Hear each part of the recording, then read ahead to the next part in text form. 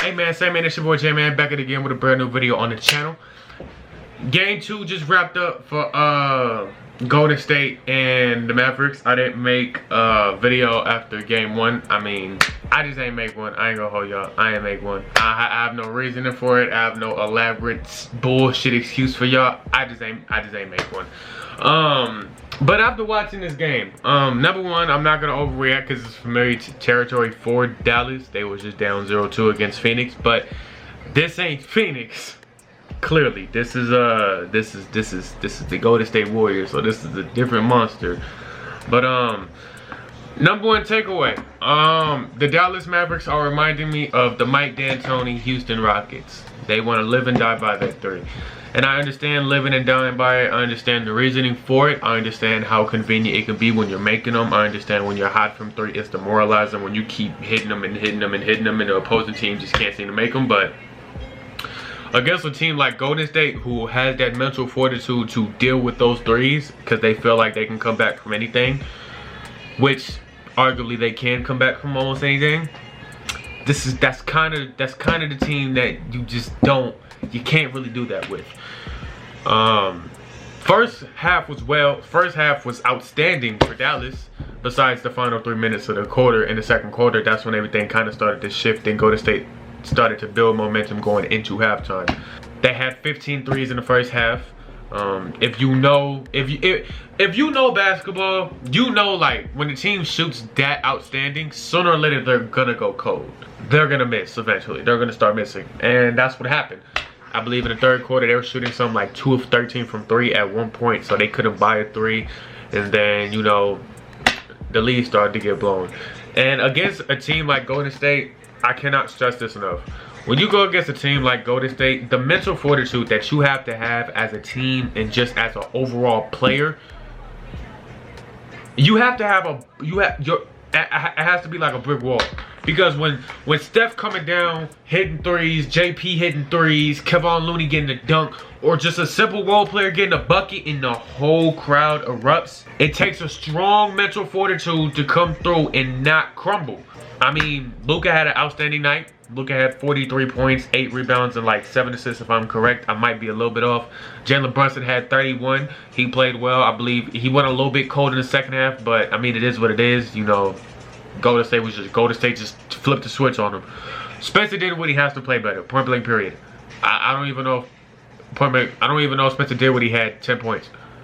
It's unacceptable.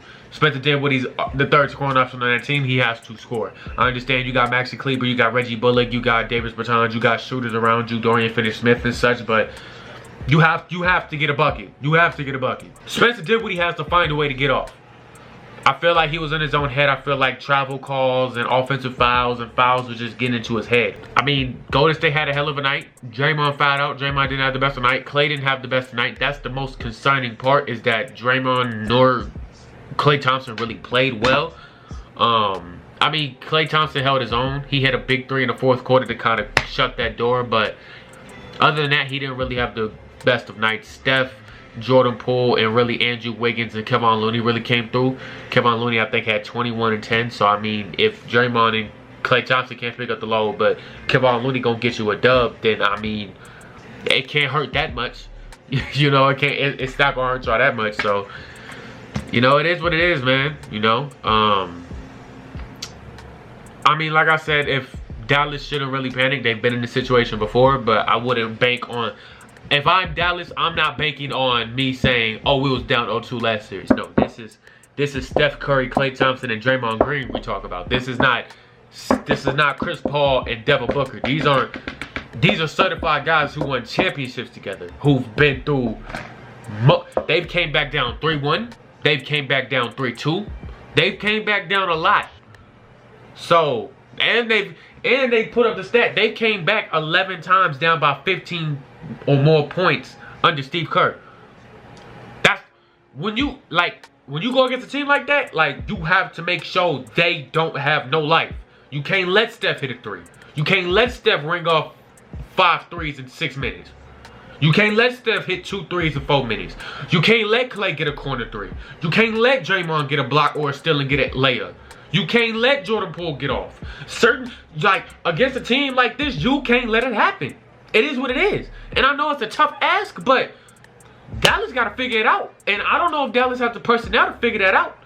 Also, as well, something that also goes into effect for this game as well. And also not for just this game, but for this whole series. Dallas has to find a way to protect the paint. Golden State scored 62 points in the paint. Like, let that sink in. Like, they scored 62 points in the paint, and Golden State doesn't really have any paint presence in the paint. Like, they don't have a big man who's dominant in the paint.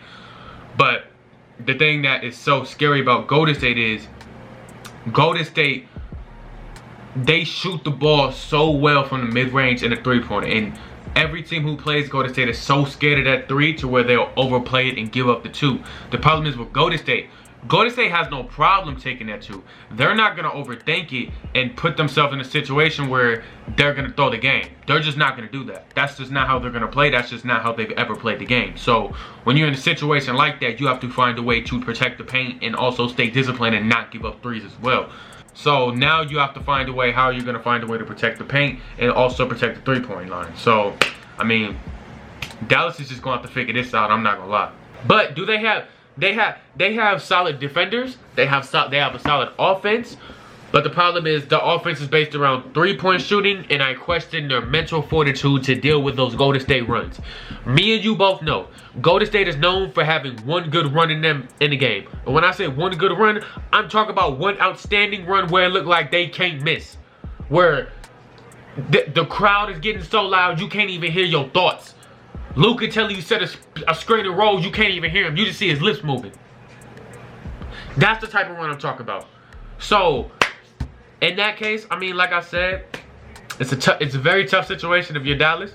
But, you know, never panic because it's still a series. They still got to win 2 games, and you still got to win games as well. So, I wouldn't really panic too much. But I think, and it's too late to change the game plan now. In terms of like, okay, we're going to shoot mid-ranges or we're going to start posting up. Your best bet is running high screen and roll and attacking Steph and Wiggins. In terms of Luka and Jalen Brunson and Spencer Dinwiddie, y'all, those 3 best chances of getting off is switching on to Klay of like a high screen and roll. Klay, Steph, or Wiggins is guarding you. If Draymond or Kevon Looney guarding you, pass the ball. Get rid of it. Get rid of it. You don't want it. Get rid of it. Because Stan Van Gundy said it in the game. And same thing for Reggie Miller. In the first half, they were doing outstanding when they weren't attacking Kevon Looney. Second half happens in the third quarter. Guess what they start doing? Trying to attack Kevon Looney. It doesn't work. Kevon Looney does a good job keeping up with those guards and keeping up. He does a great job of keeping up with Luka's stepbacks. He does an outstanding job guarding that. So you have to make sure you stay away from him. Just like how I said in that Miami and Boston series. If you get a switch with Bam on you, give up the rock. Let somebody else go to work. Or give it to the man who just switched. Because at this point, it should be set stone. Jason Kidd needs to tell them. If Kevon Looney's guarding y'all, try, of course, be aggressive, but don't force it. Don't force it. Don't force it. He's not who we're hunting. He's not who we're hunting. So let's get a ball to somebody else. If Luka got it and Jalen Brunson on the wing, that switch and roll happens. Kevon Looney's guarding him. You give it to Jalen Brunson. Let Jalen Brunson try and get a switch on the Steph or Klay or something. Something has to happen. Because that game plan cannot be based around attacking Kevon Looney and Draymond Green, because it's not going to work. You have to attack Steph. Yes, Steph is a very, very, very solid defender, but he's not going to be able to keep up with Luka consistently. Same thing for Jalen Brunson and Spencer Dinwiddie. He's not going to be able to stop them consistently. Klay Thompson, if I'm Luka, I want him. I want him. I'm saying I want him.